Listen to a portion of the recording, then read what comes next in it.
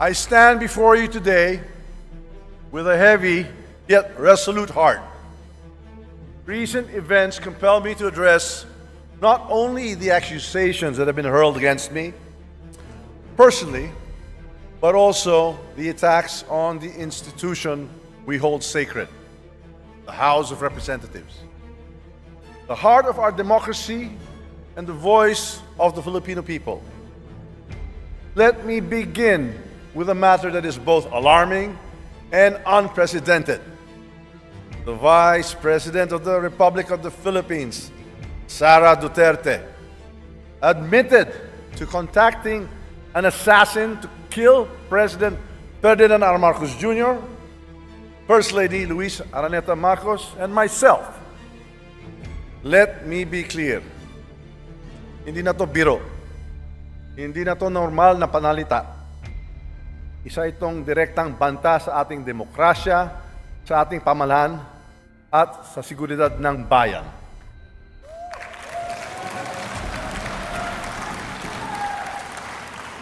Such statement is not just reckless, it is dangerous. It sends a chilling message to our people, a message that violence can be contemplated by those in positions of power. This is not just an affront to the individuals targeted, it is attack on the very foundation of our government. It is an insult to every Filipino who believes in the rule of law and the sanctity of life. Violence has no place in our society. It is irreconcilable with the values that have taught and guided us for years. Values of respect and amicable, peaceful conflict resolution. We cannot let this pass as mere rhetoric.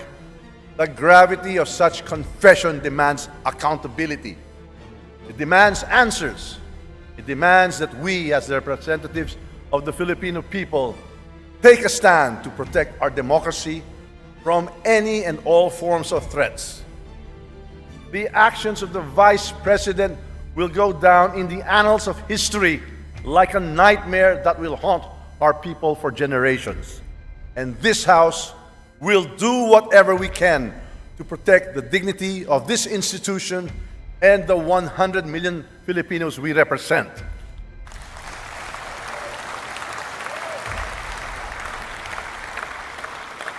Now, let us address another serious matter. The Vice President's unfounded and baseless accusations that I am plotting to destroy her because of alleged political ambitions for 2028 elections.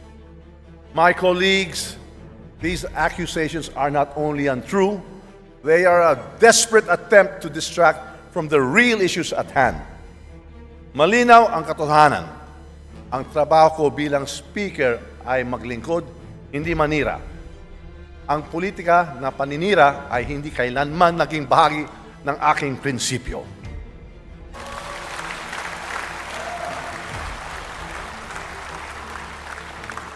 My focus has always been on fulfilling my responsibilities as Speaker of the House, leading with utmost integrity, untarnished by division and self-interest, and guided by the principle that every action and decision I take must always be for the benefit of the Filipino people. These unfounded accusations are not just about me. They are an affront to the House of Representatives.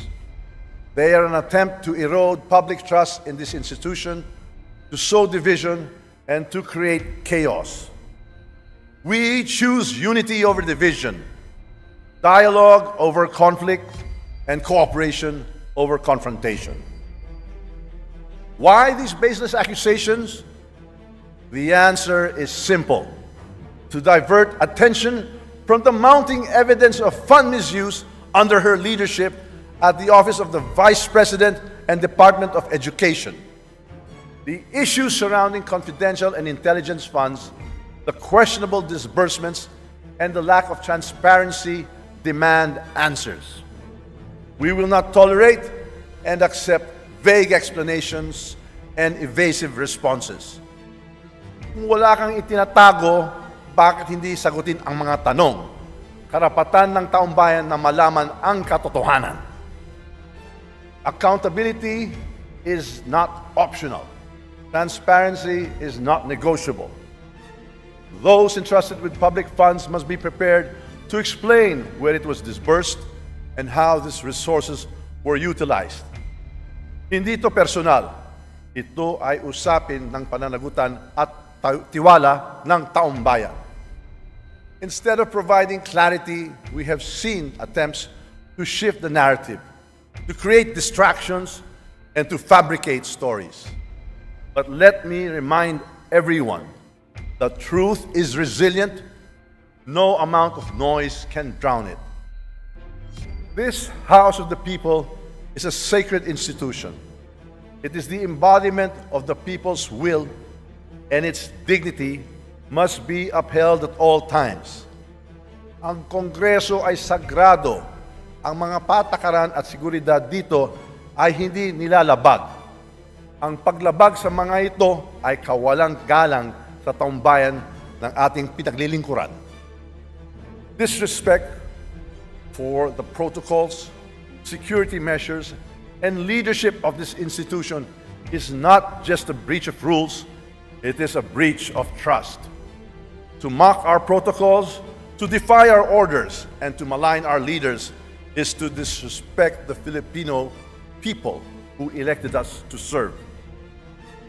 This House operates on the principles of the rule of law, transparency, and accountability. These principles are the bedrock of our democracy. To undermine them is to weaken the foundation upon which our nation stands. My colleagues, I call on you to stand with me in defending this institution.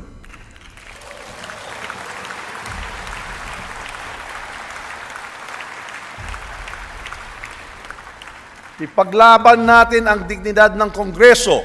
Ipaglaban natin ang katotohanan. Ipaglaban natin ang ating demokrasya.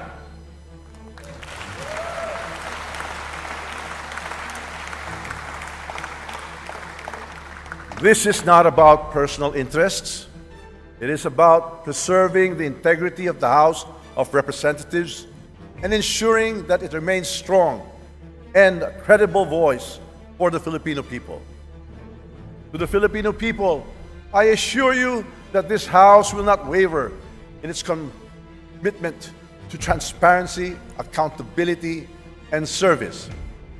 We should not allow individuals to ruin this great nation with their manipulative tactics, their troll armies, or their few blind followers.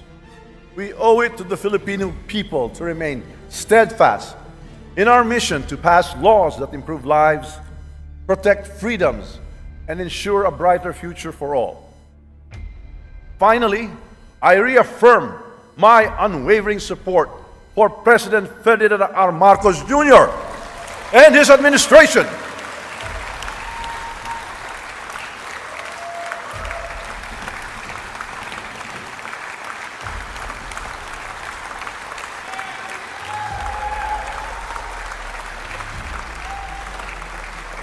Together, we will continue to advance the reforms and policies that will lead us to economic recovery, national security, and a more equitable society.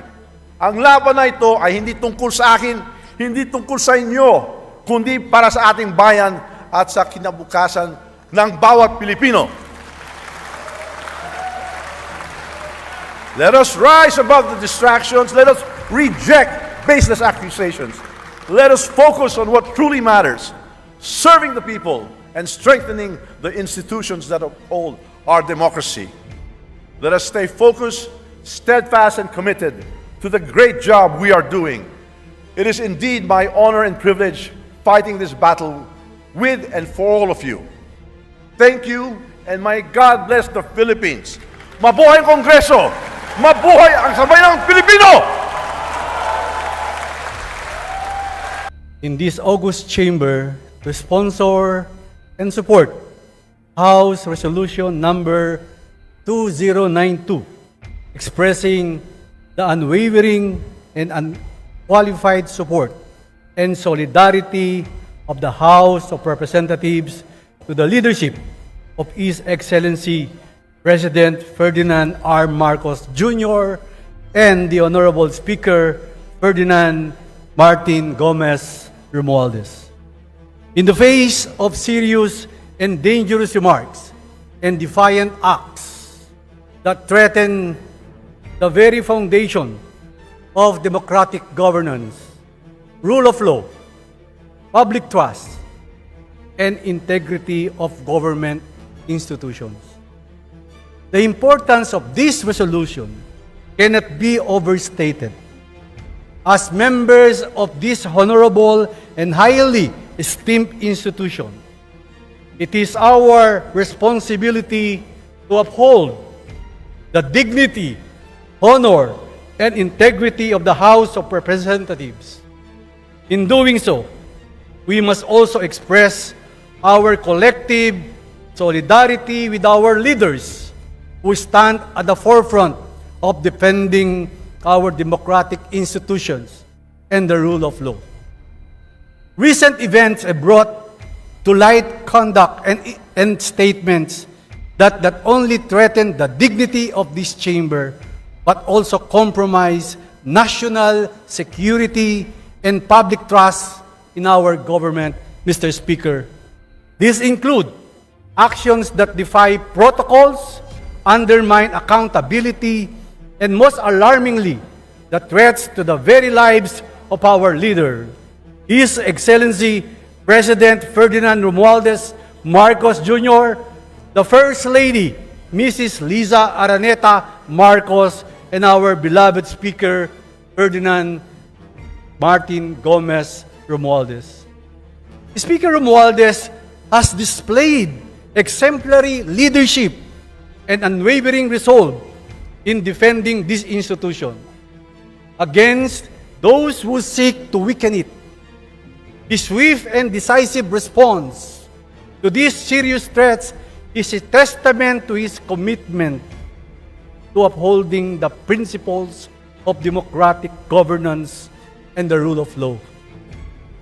Under the leadership of Speaker Romualdez, this chamber has demonstrated unity, dynamism, and effectiveness in performing its mandate. We have passed crucial legislations that support the priorities of the administration and address the needs of our constituents. These successes show that with a stalwart leader like Speaker Ferdinand Martin G. Romualdez, this institution can withstand any obstacle and remain a pillar of democracy.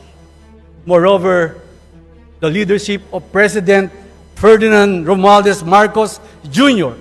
continues to guide our nation toward progress and stability. His vision for a strong and united Philippines is evident in the administration achievements. It is our duties as legislators to rally behind our President in defending the interests of the Filipino people and safeguarding the future of our democratic institution.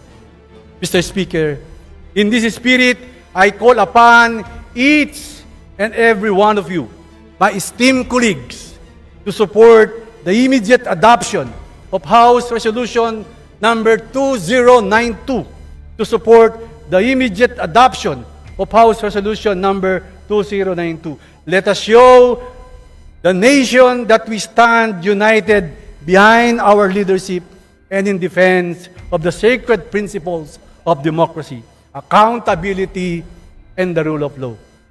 Dakal pong salamat. Mabuhay si Presidente Ferdinand Romualdez Marcos Jr. Mabuhay si Speaker Ferdinand Gomez Romualdez. Mabuhay ang mababang kabulungan. At maraming salamat po, Luidia, ing Pilipinas. Dakal pong salamat. Maya pagkat panapon po kay kayuman. Mabuhay, Senior Deputy Speaker Aurelio Dong D. Gonzales. Maraming salamat, sir. Majority Leader. Mr. Speaker, I move that we recognize the Honorable Majority Leader, Manuel Jose Manix M. Dalipe, to deliver his sponsorship speech. to our Majority Leader, Manuel Jose Manex M. Dalipe. Please proceed, sir. Honorable Speaker, esteemed members of the House, good afternoon. I rise today to express my unwavering support for the House of Representatives and our Speaker, the Honorable Ferdinand Martin G. Romualdez, in the light of the recent events faced by our institution. The House of Representatives stands as a cornerstone of this nation's democracy. As we carry out our mandate and stand to uphold the Constitution of the Republic of the Philippines, we operate on established rules and procedures to ensure transparency, accountability, and order within our walls and beyond. Over the past few days, we witnessed the blatant disregard for these rules and protocols by no less than the second highest official of the land. I take this opportunity to reiterate that this august chamber must be accorded the honor and dignity befitting its status as the House of the People. To disrespect this chamber is to disrespect the people we represent. No public official, regardless of rank, position, should consider itself above and beyond the 100 million strong Filipino people by obstructing the lawful proceedings and orders of the House. The wanton breach of protocol, the use of vindictive language, and the threat of harm aimed at the leaders of our country show a deep and encompassing disrespect for the rule of law and democratic institutions that we have sworn to protect. Mr. Speaker, I believe we can do better. We must remember that our actions set the tone of public governance in this country. I applaud President Marcos and Speaker Romualdez for their patience, restraint, and ability to rise above the fray by blocking out the external noise and focusing on the work that needs to be done. I urge all of us to follow their example. Let us continue to do our work, no matter the obstacles put in our path, and remember that it is in our collective strength that we have achieved all our legislative goals and more. Maraming salamat po. Mabuhay ang ating mahal na Pangulo, Ferdinand R. Marcos Jr. Mabuhay ang ating House Speaker, Ferdinand Martin G. Romualdez. Mabuhay ang bagong Pilipinas. Mabuhay ka. Maraming salamat, Majority Leader Manuel Jose Manex M. Dalipe. Majority Leader. Mr. Speaker, I move that you recognize Deputy Speaker David J.J.C. Suarez for his manifestation. Deputy Speaker in the Province of Quezon, Congressperson J. Suarez. You're recognized, sir. Please proceed. Mr. Speaker,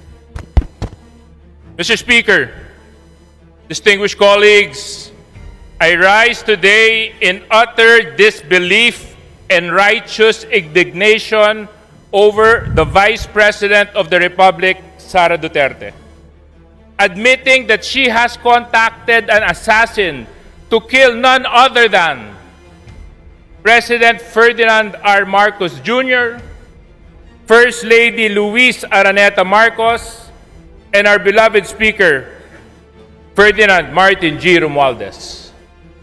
Mr. Speaker, this is no trivial matter. This is not an offhand remark that can be swept under the rug. This is an admission by the second highest official in the land of a premeditated intent to harm the highest leaders of our government. This is a direct attack on the presidency, on this House, and on the very foundations of our democracy. Let us call this what it is: treachery in the highest order. It is a betrayal not just of the President and this institution, but of every single Filipino who entrusted her with power.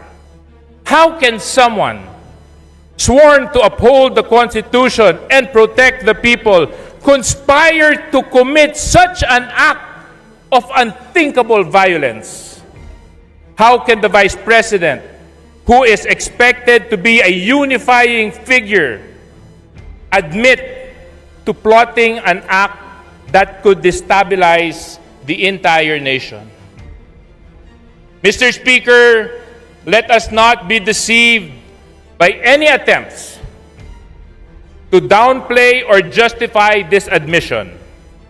This is not about personal grievances or political rivalry. This is a threat to our national security, our democratic processes, and the rule of law. For the Vice President to even contemplate such actions is a gross abuse of power and betrayal of the office she holds.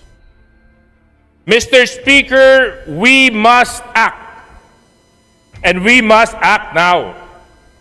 How can the Filipino people trust a leader admits to contracting an assassin? How can we continue to allow someone of such dangerous tendencies to occupy one of the highest positions in the land? This is not a question of leadership. It is a question of morality, of accountability, and the survival of our democracy. The House must take immediate action. We cannot simply express our outrage and move on. We must call for a full investigation into the Vice President's admissions, not just for the sake of justice, but to protect the integrity of our institutions and to ensure the safety of our leaders. Mr. Speaker, the behavior cannot just be tolerated. This is not about politics. This is about the survival of our democracy and the safety of our people. We demand answers. We demand accountability. And we demand that the Vice President face the full force of the law for her actions. Let this House stand united in defense of our democracy, our leaders, our people. We cannot and will not allow anyone, even the Vice President, threaten the very foundation of this republic. Maraming salamat. Maraming salamat. Deputy Speaker David J.J. Suarez. Majority Leader. Mr. Speaker, I move that you recognize the Honorable Albert S. Garcia of the 2nd District of Bataan for his manifestation. The gentleman from the 2nd District of Bataan, Representative Albert S. Garcia, is recognized. Mr. Speaker, distinguished colleagues, I rise today with a deep sense of indignation and disbelief over the shocking admission made by Vice President Sara Duterte that she had contacted an assassin to target none other than His Excellency President R. Marcos Jr., First Lady Luis Araneta Marcos, and our esteemed Speaker, Ferdinand Martin G. Romualdez. Let us pause for a moment, Mr. Speaker, to reflect on the gravity of this revelation. The second highest official of the land, someone who took an oath to protect and uphold the Constitution, has admitted to contemplating violence. Violence against the very people she sworn to serve alongside. This is not just alarming, it is a betrayal of public trust and an affront to our democratic values and a threat to the stability of our nation.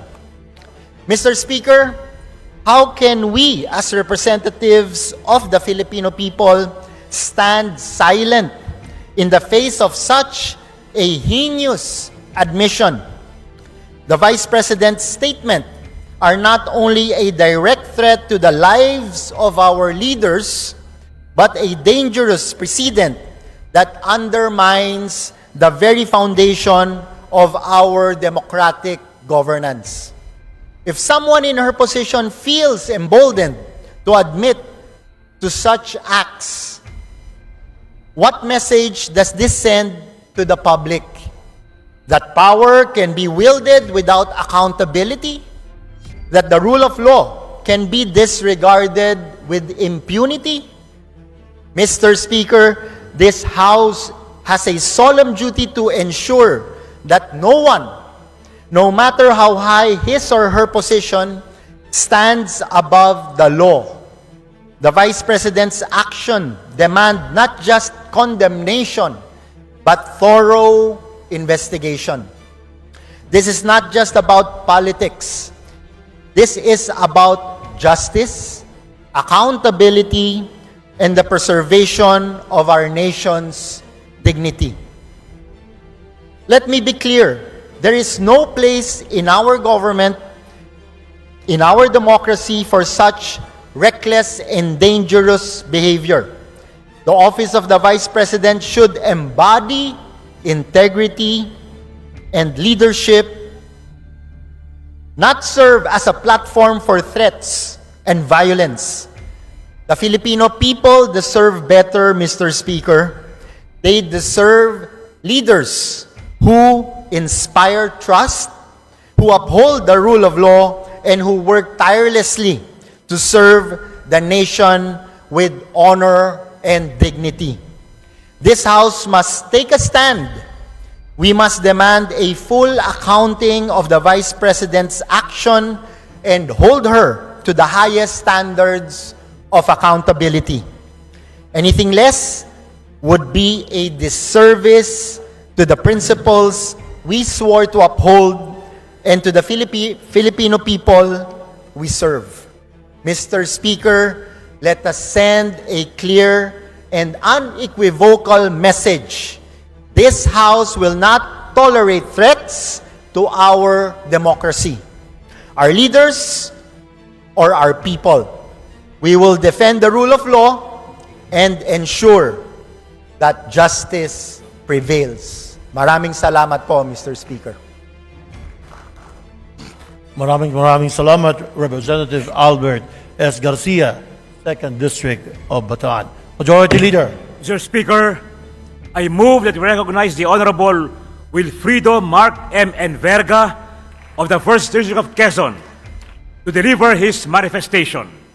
The gentleman from the 1st District of Quezon, Representative Wilfredo Mark M. Enverga. Thank You have the very floor, much. sir. Thank you very much, Mr. Speaker. Thank you, Majority Leader.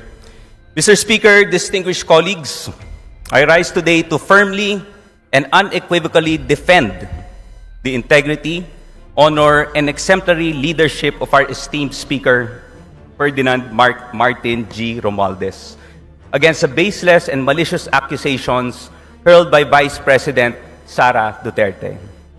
First, let us confront the outrageous claim that the Speaker, a man who has dedicated his life to public service and the betterment of Filipino people, harbored any intent to harm the Vice President. Mr. Speaker, such allegations are not only preposterous, they are designed to distract and divide. They lack even a shred of evidence and are nothing more than a desperate attempt to tarnish the Speaker's reputation. Our Speaker has consistently demonstrated his commitment to democratic governance, transparency, and public service. Under his leadership, this House has passed landmark legislation to uplift the lives of our fellow Filipinos recover from economic challenges, and ensure national security. These are the actions of leader who serves with integrity and purpose, not one who engages in petty, baseless conspiracies. Second, let us address the Vice President's claim that the Speaker is involved in illicit activities. Mr. Speaker, these accusations are as hollow as they are reckless. They are not supported by facts, evidence, or any credible source. They are only to sow mistrust and undermine the Speaker's hard-earned credibility. Let us be clear. This House will not allow baseless mudslinging to derail our mission of serving the people. What drives these accusations, Mr. Speaker? Is it political ambition? Or is it simply a refusal to accept the Speaker's growing stature as a unifying and decisive leader? Whatever the motive, one thing is clear. These attacks do not reflect on Speaker's character. They reflect on desperation of those who make them. Mr. Speaker, the Filipino people deserve leaders who focus on solutions, not divisiveness, on progress, and not lies. Speaker Romualdez embodies these values. He has guided this House with wisdom, fairness, and a steadfast dedication to the people we serve. His record speaks for itself, and no amount of baseless accusations can erase the accomplishments he has achieved for this nation. In closing, let me say this: the truth will always prevail over lies. This House stands firmly behind Speaker Romualdez, not just because he is our leader, but because he represents the values of integrity, accountability, and service that we all aspire to uphold. We will not be swayed by baseless attacks, and we will continue to stand united in our commitment to serving the Filipino people. Maraming salamat po, Mr. Speaker. Maraming salamat. Maraming salamat. First District, Quezon, Representative Wilfredo Rido, Mark M. Inverga. Majority Leader. Mr. Speaker, I move that we recognize the Honorable Robert S. Barbers of the 2nd District of Surigao del Norte for his manifestation. The gentleman of the 2nd District of Surigao del Norte, Representative Robert S. Barbers. You have the floor, sir. Thank you very much, Mr. Speaker, Majority Leader. Mr. Speaker, esteemed colleagues, I rise today not only to defend the honor of this House, but to uphold the integrity and unwavering leadership of our Speaker, Ferdinand Martin G. Romualdez, against the baseless accusations made by the Vice President, Sara Duterte. These accusations that our Speaker intended to harm her or that he is involved in illicit activities are nothing but unfounded and irresponsible allegations meant to distract and discredit. First, Mr. Speaker, let us recognize the kind of leadership Speaker Romualdez has exemplified. Under his stewardship, this House has worked tirelessly to pass transformative legislation that directly impacts the lives of millions of Filipinos.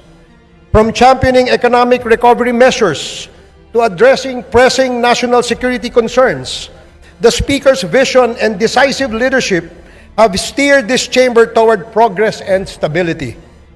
These are the qualities of a statesman, one who places the nation's welfare above all else. Second, Mr. Speaker, let us consider the gravity of the accusations hurled against him. To accuse someone of plotting harm or engaging in illicit activities without a shred of evidence is not only reckless but dangerous. Such baseless statements undermine the very fabric of our democratic institutions. They erode public trust and divert attention from the real issues our nation faces. These allegations, Mr. Speaker, are nothing more than a desperate attempt to smear the reputation of a man who has consistently demonstrated his commitment to serving the Filipino people. If there were any truth to these claims, let them be backed by credible evidence. But what we see here is not evidence. It is mere noise, crafted to create division and chaos where unity and focus are most needed. Let us also ask, why is the Speaker being targeted? Is it because of his success in uniting this House under a shared vision for progress? Is it because his leadership has garnered respect and trust not just from his colleagues here, but from the Filipinos at large? Or is it simply because his integrity and competence stand as a stark contrast to those who thrive on baseless accusations and political theatrics? Mr. Speaker, this chamber must stand firm against attempts to tarnish the reputation of its leader. Speaker Romualdez has always conducted himself with honor and dedication. His track record of service speaks louder than any false accusation, and his commitment to the rule of law and public accountability remains unshaken. I have known you, Mr. Speaker, as a conscientious public servant.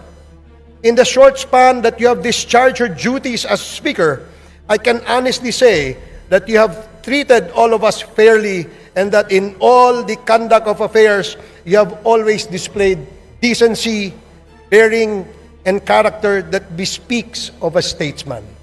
Through all the attacks and accusations that comes with a position, I see you always taking the high moral ground. By any measure, your calm and calculated bearing stand tall among all of us amidst all the crisis, a distinct trait that all leaders must possess. In closing, Mr. Speaker, I urge my colleagues and the Filipino people to focus on what truly matters: the Speaker's consistent efforts to build a stronger, more united, and more prosperous Philippines. Let us not allow baseless accusations to distract us from our shared mission of service to the nation. The Speaker has our trust, our confidence, and our unwavering support. Thank you very much, Mr. Speaker. Daghang kayo salamat, Representative Robert Ace S. Barbers, 2nd District, Surigao del Norte. Majority Leader. Mr. Speaker, I move that we recognize the Honorable Rosana Ria V. Vergara of the 3rd District of Nueva Ecija to deliver her manifestation. Representative Rosana Rita V. Vergara, 3rd District, Nueva Ecija. You're recognized, ma'am. Please proceed. Mr. Speaker, distinguished colleagues, I rise today to address and firmly refute the baseless and malicious accusations being spread that Speaker Ferdinand Martin G. Romualdez is attempting to destroy the Vice President because of a supposed ambition to run for President in 2028. These claims are not only unfounded, but are an insult to the Speaker's character and his unwavering commitment to public service. It is also an attack to the integrity of the House of Representatives as an institution. We cannot allow this. We must not. Mr. Speaker, let us set the record straight. Speaker Romualdez has demonstrated time and again that his focus is solely on his duties as the leader of this House. Under his guidance and leadership, we have successfully passed critical legislation that addresses the urgent needs of the Filipino people, including measures on economic recovery, national security, and social services. His record of service is rooted in action, not ambition. The Speaker's leadership is not about personal political gain. It is about building a stronger, united Philippines. If there is one thing Speaker Romualdez has consistently shown, it is his ability to rise above political noise and focus on the issues that truly matter to our constituents. The allegations that the Speaker is using his position to target the Vice President are as absurd as they are divisive. These claims are nothing more than an attempt to deflect attention from her own failures and controversies. The Vice President struggles to navigate her own responsibilities as a public official should not be blamed on the Speaker's competence or leadership. Mr. Speaker, let us ask, why would someone who has consistently demonstrated loyalty to the administration of President Ferdinand Marcos Jr. and who has been a staunch ally of its programs engage in such petty political games? The truth is, these accusations are a convenient excuse for the Vice President to evade accountability for her actions and distract the public from her lack of concrete achievements. Let us also recognize the Speaker's long-standing reputation for unity and collaboration, his efforts to build coalitions across party lines, and his dedication to fostering a harmonious relationship with the executive branch contradict the notion that he is driven by personal ambition. This is a leader who values service over self-interest and progress over politics. Mr. Speaker, I urge our colleagues and the Filipino people to see these claims for what they are: desperate attempts to sow division and tarnish the reputation of an exemplary public servant and the institution that he leads. Speaker Martin Romualdez is focused on his duties today, not on ambitions for tomorrow. His commitment to this House and to the Filipino people remains steadfast, and no amount of baseless accusations can detract from this. This House stands united behind Speaker Romualdez. We will not be distracted by false narratives, nor will we allow them to undermine the important work we do for the Filipino people. Let us stay focused on the task at hand and continue to serve with integrity, unity, and dedication.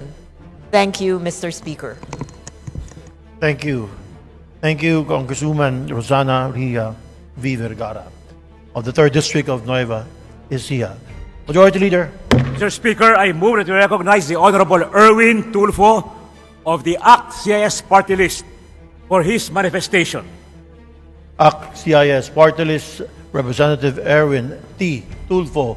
You're recognized, sir. Please proceed. Thank you, Mr. Speaker.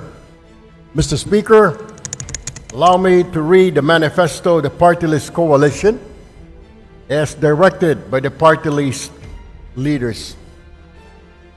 Mr. Speaker, distinguished colleagues, the party list coalition clearly see a diversion of attention away from the mounting evidence of fund misuse under the Office of the Vice President in the Department of Education. Mr. Speaker, the allegation of financial irregularities involving the OBP and the DepEd are serious and demand answers. The Filipino people deserve accountability, transparency, and honesty from their leaders, especially from someone who oversees billions of pesos meant to uplift the lives of our citizens and improve the quality of education of our children. Instead of addressing these issues head-on, they have chosen to create a smokescreen, fabricating baseless accusations against Speaker Ferdinand Martin Romualdez and other public officials.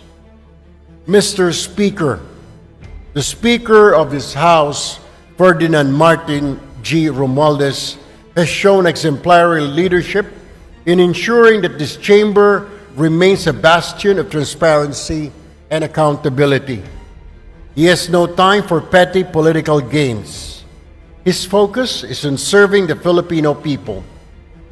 Mr. Speaker, the Filipino people deserve the truth. They deserve leaders who prioritize service over self-preservation. This House, under the Speaker's leadership, remains committed to ensuring that no one is above the law and that public funds are used properly and responsibly. That is all. Thank you, Mr. Speaker. Maraming salamat. Representative Erwin T. Tulfo, on behalf of the PCFI Party List Coalition Foundation Incorporated and ACT-CIS Party List. Majority Leader. Mr. Speaker, I move that we recognize the Honorable Deputy Majority Leader, Julian Jam Baronda of the Lone District of Iloilo City, to deliver his manifestation of support. Long District, Iloilo City, Deputy Majority Leader Julian Jam Baronda. You're recognized, ma'am. Mr. Speaker, esteemed colleagues, maayong hapon sa atong tanan. In support of the approval of House Resolution Number 2092, expressing the unwavering and unqualified support and solidarity of the House of Representatives to the leadership of His Excellency President Ferdinand R. Marcos Jr. and the Honorable Speaker Ferdinand Martin G. Romualdez in the face of serious and dangerous remarks and defiant acts that threaten the very foundation of democratic governance, rule of law, public trust, and integrity of government institutions. This humble representation expresses full, unwavering support to the leadership of His Excellency President Ferdinand R. Marcos Jr. and our beloved Speaker, Ferdinand Martin G. Romualdez. Amidst the arbitrary actions and alarming statements issued by the second highest official of the land, we maintained that the preservation of the dignity, the integrity of the House of Representatives is of paramount importance. Mr. Speaker, in the light of the recent events that have transpired in the last 3 days within the premises of the House of Representatives, these arbitrary acts of interference and alarming statements reflect a clear disregard for institutional authority and due process. It is crucial that we condemn such acts and remain steadfast in adhering to the principles of good governance and rule of law. This is to avoid establishing a precedent for abuse of power. Mr. Speaker, the rule of law must likewise be observed by all government institutions and individuals, regardless of position or rank. It is paramount that we ensure the law applies equally to all, without discrimination or partiality. We also emphasize the importance of safeguarding the public trust that citizens have placed in their elected leaders. Public trust is earned through transparency, accountability, and commitment to public service. Maintaining these values requires our collective and unwavering determination. Thus, this august chamber stands united in its support for the leadership's effort to uphold integrity and the institution and to ensure that governance is exercised in the manner that is both accountable and transparent for the Filipino people. Mabuhay ang Kongreso. Madamo nga salamat, Mr. Speaker. Damo gid salamat. Deputy Majority Leader Julian Jam Baronda, Long District of Iloilo. Majority Leader. Mr. Speaker, I move that we recognize the Honorable Tobias Toby M. Chanco of the Lone District of Navotas City to deliver his manifestation of support. And gentleman from the Long District of Navotas City, Representative Toby M. Tiangco. You're recognized, sir. Please proceed. Mr. Speaker, distinguished colleagues, a pleasant day to all of you. It is with great respect and a deep sense of responsibility that I rise before this august body to manifest my unwavering support for the approval of House Resolution number 2092 in light of the recent events that have threatened the dignity of the House of Representatives and the stability of our democratic institutions. Recently, the Vice President acted with shocking recklessness, issuing threats, deliberately violating security protocols, and using invectives that are unbecoming of her position, thereby undermining the integrity of the House of Representatives and the foundations of our democratic institutions. While these actions and statements cannot and should not be taken lightly, this House will take the higher ground and choose to rise above such actions and threats, focusing instead on the principles of respect and civility that guide this institution rather than descending into the rhetoric of violence and intimidation. We must not allow individuals, regardless of their positions and influence, to undermine the integrity of this body and our nation through manipulative tactics, orchestrated campaigns, or the deliberate sowing of discord by those who seek only to create chaos and division for their own gain. Our purpose is to serve the people and to work for the greater good, not to be swayed by distractions, hostility, or self-serving agendas. Let us not emulate their divisive actions, but instead champion the values of unity, respect, and progress for the common good. Principles that Speaker Romualdez and this institution have steadfastly upheld throughout the 19th Congress. Therefore, Mr. Speaker, it is with utmost respect and a sense of responsibility to the Filipino people that I ask this body to stand united in approving House Resolution 2092. This manifestation is a reaffirmation of our collective responsibility to defend the rule of law and the integrity of this legislative body. We, as representatives of the people, must resolutely reject any threat to our democracy, whether it arises from within these chambers or from external forces. We will not stand idly while the very foundations of our nation are challenged. Together, let us continuously express our strong and unrelenting support for His Excellency, President Ferdinand R. Marcos Jr. and his administration, and to Speaker Romualdez, whose leadership has been a steady force in this institution. Through their leadership and unwavering commitment, we will rise above these disruptive and destabilizing forces and forge a future where progress and unity triumph for the benefit of all. Thank you, Mr. Speaker, and may God bless us all. Thank you, Long District Navotas City Representative Toby M. Ianco. Majority Leader. Mr. Speaker, for the final manifestation of support, I move to recognize the Honorable Gabriel Bordado of the 3rd District of Camarines Sur. Representative Bordado, you are recognized, sir. Please proceed. Mr. Speaker, I move to withdraw my previous motion. Please proceed, Majority Leader.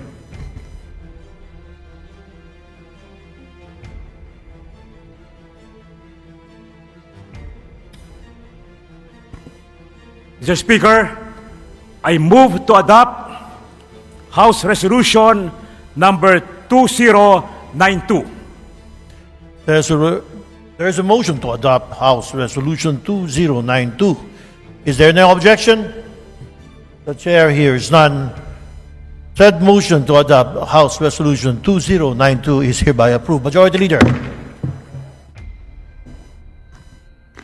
Mr. Speaker, before we proceed, may we recognize the guests of the Honorable Salvador A. Plato of the 6th District of Bulacan. We have from the Municipality of Angat, Bulacan, Municipal Mayor Reynante S. Bautista, Municipal Vice Mayor Arvin L. Agustin, Municipal Councilors William S. Vergel de Dios, Darwin A. Calderon, Evelyn J. Cruz, Melandro G. Tigas, Luis J. Santiago, Ramiro A. Osorio III. Barangay Chairman Nerio S. Valdesco, former SK John Patrick D.C. Solis, SK Federation President Mary Grace Evangelista. From the Municipality of Santa Maria, Bulacan, we have Municipal Mayor Bartolome R. Ramos, Municipal Vice Mayor Pablo L. Juan, former Mayor Russell G. Plato, former Councilor Salvador G. Plato Jr., Board Member Renato D.L. de Guzman Jr., Board Member Arthur A. Legaspi, ABC President Leovigildo Jing Ramos, Municipal Councilors Neil B. Mateo, Esperanza G. Ramos, Mark Angelo R. Clemente, Carl Gerard Castillo, Jesus B. de Guzman Jr., Municipal Administrator Engineer Elmer Clemente, former Vice Mayor Rico Jude P. Santo Domingo, Engineer Angelito Jacinto, Barangay Chairman Eresto de la Cruz, former Municipal Councilor June Mateo, SK Federation President Marco Trajano. From the Municipality of Norzagaray, Bulacan, Municipal Mayor Maria Elena Hermar, Municipal Vice Mayor Patricio I. Hener, ABC President Baltazar Espiritu, Municipal Councilors Maria Cleope S.P. Pelayo, Municipal Councilor Edsel C. Mendoza, Michael L. Merced, Luz Viminda Espiritu, Abigail Reyes, Resty Sumbilio, Alvin Cruz, Sosimo Cruz, Barangay Chairman Bert Paul P. Torres, SK Federation President Christine K. Cadano, former SK Federation President Mark Ivan Feliciano, and former Vice Mayor Rogelio Santos. Thank you, Majority Leader. May please reiterate, they are the guests of... The Honorable Salvador A. Plato of the 6th District of Bulacan, Mr. Speaker.